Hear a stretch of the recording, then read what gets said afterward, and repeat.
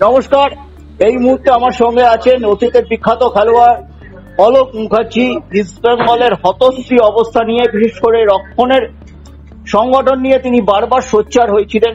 তিনি প্রশ্ন তুলেছিলেন কোচ কি করছেন, ফিজিক্যাল ট্রেনার কি করছেন। খুব সঠিকভাবে তিনি যেটা বলেছিলেন আমরা দেখলাম। আজকে কার্লোস কুয়াদ্রাত রেজিগনেশন দিয়েছেন। অলোকদা কি বলবেন?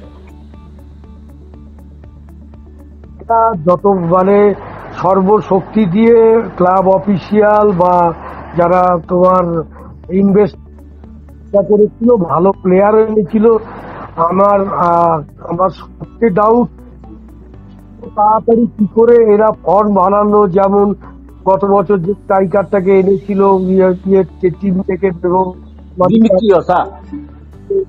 ও ভালো খেলেছিল। মহেশ, এরা তো দুটো উইং দিয়ে ভালো মুভমেন্ট করছিল। আমি কেন জানি না, কারণ আমি তো আর প্র্যাকটিস দেখিনি। ফিজিক্যাল ট্রেনার কি প্র্যাকটিস করালো, টিমটা তো কিছু, তারপরে ডিফেন্সের মধ্যে কোনো সংঘবদ্ধ ছিল না। এটার মেন হলো ফিজিক্যাল ট্রেনার। এখন যা সিস্টেম তাতে ফিজিক্যাল ট্রেনার ফিট বলবে তবে সেই প্লেয়ার খেলবে।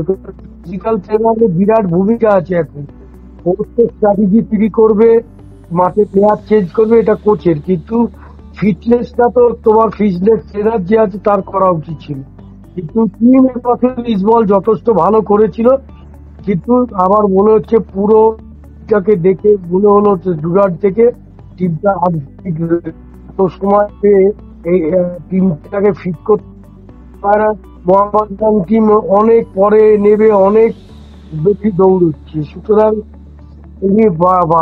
আমার মনে হয় এই হাই টাইম ছেড়ে চলে যাওয়ার, কারণ এখানে পাচ্ছে না যখন উঠি তখন তো এত বড় ক্লাব, যে ক্লাবের একটা ঐতিহ্য আছে, পরপর 3টে ম্যাচ কবে হেরেছে এটা তো আমার মনে হয় পরপর 3টে না, পরপর 5টা ম্যাচ হেরেছে। এখানে তোমাকে একটা তথ্য আমি দর্শক শ্রোতাদের কাছে তুলে ধরছি এই প্রসঙ্গে, যে টানা 5টা ম্যাচ হারার পর মনোরঞ্জন ভট্টাচার্য, ঘরের ছেলে, তাকে চলে যেতে হয়েছিল 98-99 মরশুমে। সুভাষ ভৌমিকও চলে যেতে হয়েছিল টানা 5টা ম্যাচ হারার পর 2008-9 মরশুমে, এবং কার্লোস কুয়াদ্রাতকেও সরে যেতে হলো।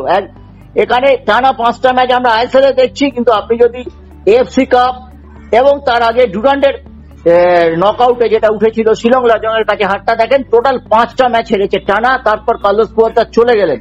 কিন্তু কার্লোস কুয়াদ্রাত অতীত বিনো জর্জকে দায়িত্ব দিয়েছে। বিনো জর্জ যার ডেভেলপমেন্টাল টিম চমৎকার ভাবে সামলেছেন। খেতাবি দৌড়ে রয়েছে এবার ইস্ট বেঙ্গল কলকাতা লিগে বেশ কিছু। কিন্তু বিনো জর্জের পক্ষে কি আপাতত হয়তো স্টপ গ্যাপ কোচ হিসেবে ইস্ট বেঙ্গল টিম ম্যানেজমেন্ট দায়িত্ব দিয়েছে, এই ব্যাপারে কি বলবেন? অ্যাকচুয়ালি কলকাতা লিগের খেলা পারফর্ম করা আর আইএসএল এ পারফর্ম করা তো এক নয়। আইএসএল এর টুর্নামেন্টটা অনেক বেশি কঠিন টুর্নামেন্ট, সুতরাং সেইখানে বিনু জর্জ করতে পারলে তো খুবই ভালো, কিন্তু কতটা কি করতে পারবে সেটাও দেখার। কারণ টিমের ফিটনেস কিন্তু তলানিতে আছে, এইটুকু তোমায় বলতে পারি। এবং টিমের মধ্যে কোনো কম্বিনেশন নেই, কেউ কাউকে চেনে না, এই জায়গাটা তো আনতেই হবে। এই ব্যাপারে আর একটা ডেভেলপমেন্ট শোনা যাচ্ছে যে সঞ্জয় সেনকে সন্তোষ ট্রফি বাংলার কোচ করা হয়েছে, কিন্তু আইএফএর সাথে তার এখনো কোনো চুক্তি হয়নি। আগামীকাল মিটিং আছে, তাই সঞ্জয় সেনকে টেকনিক্যাল ডিরেক্টর করারও একটা ভাবনা চিন্তা ইস্টবেঙ্গলের তরফে চলছে। এবং এটা একদম ইন্ডিয়ান কম্বিনেশন, এটা ট্রাই করার চেষ্টা করছে। তবে আমি তোমায় বলছি, আমাদের কলকাতা ফুটবলে যেহেতু এরা বিদেশ থেকে কোচ আসে, আমাদের যারা কলকাতার যারা লাইসেন্সধারী কোচ আছে তাদের এদের সঙ্গে রাখা উচিত। কারণ ভাষারও অনেক প্রবলেম আছে। আমি খেলার পর ইন্টারভিউ দেখি, সেরকম ইংরেজিও বলতে পারে না। প্লেয়ারদের বোঝাবে, সেখানে আমাদের ইন্ডিয়ান সয়েলের কোচ থাকলে তাতে কিন্তু অনেকটা সুবিধা হবে, কারণ সে প্লেয়ারদের বোঝাতে পারবে। হ্যাঁ, মানে ইংরেজিটা হয়তো তারা বলেন তাদের মতো করে, যে অ্যাকসেন্টে যে উচ্চারণে বলেন সেটা সত্যি শুনতে অসুবিধা হয়। এটা সাংবাদিকদেরও হয়, যারা চ্যানেলে দর্শক শ্রোতা তাদেরও হয়, এবং ফুটবলারদেরও হয়। একদম তুমি ঠিক জায়গায় সঠিক কথা বলেছো। না, আমি তোমায় বলছি যে সে তোমার যারা আছে, যারা সিনিয়র প্লেয়ার আছে, সে বিকাশ আছে, এ আছে, একটা এই হেভি টিমের সঙ্গে একটা ওয়েটধারী মানে ইন্ডিয়ান কোচ রাখা উচিত। সে খেলাটা যাতে বোঝে, এও নয় যে সে ইনস্ট্রাকশন দিলে তাকে লাইসেন্স লাগবে, তার তো কোনো মানে নেই। সে বিকাশও করতে পারে যারা ইস্টবেঙ্গল ক্লাবে। একদম, যেটা মেহমানা স্পোর্টিং এ দীপেন্দু বিশ্বাস করছে দলের ম্যানেজার হিসেবে, ইন্ডিয়ান গ্রুপটার সাথে মিশছে, তারা কমিউনিকেট করছে কোচের বক্তব্যটা।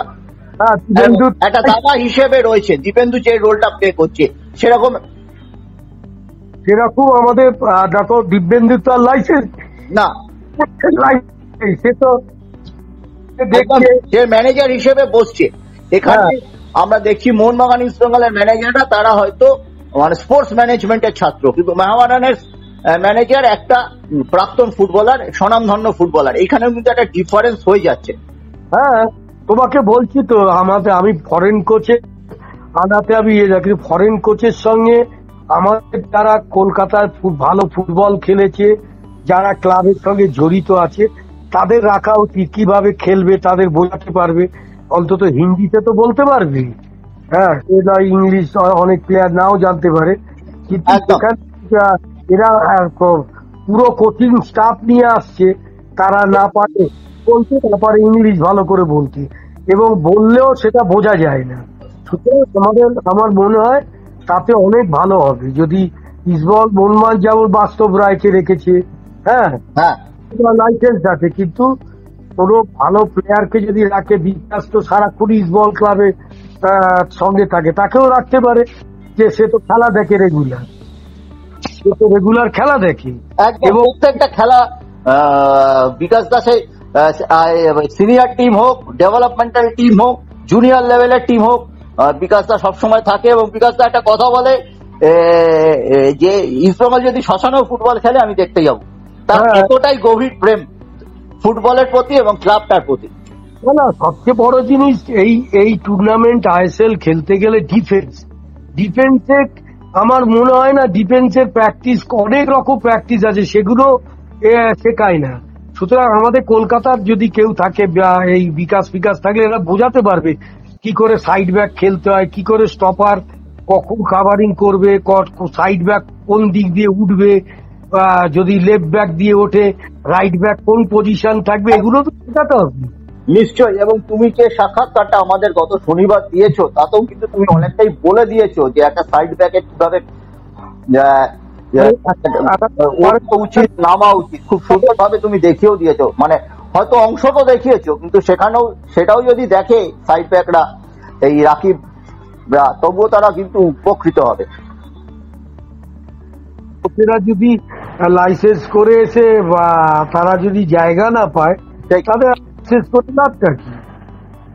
আর এখন তো সবাই লাইসেন্স করে দিয়েছে। হ্যাঁ, সঞ্জয় সেনের তো প্রো লাইসেন্স আছে, প্রো লাইসেন্স আছে, লাইসেন্স এখন সবাই করে নিয়েছে না, কিন্তু খেলাটা কতটা বুঝবে, আমরা বিকাশ বলো, আমরা বলো, বা মনাদা বলো, এরা দীর্ঘদিন, বাবলুদা বলো, দীর্ঘদিন বড় টিমে খেলেছি, এরা সিচুয়েশনটা তো বুঝতে হবে কোন জায়গায় যেতে হবে। এবং আমি তোমায় বলছি, যে কোনো আইএসএল টিম চ্যাম্পিয়ন হতে গেলে তাদের ডিফেন্স যদি ঠিক না থাকে, দেখো পাঞ্জাব কত সুন্দর খেলছে, একদম একদম।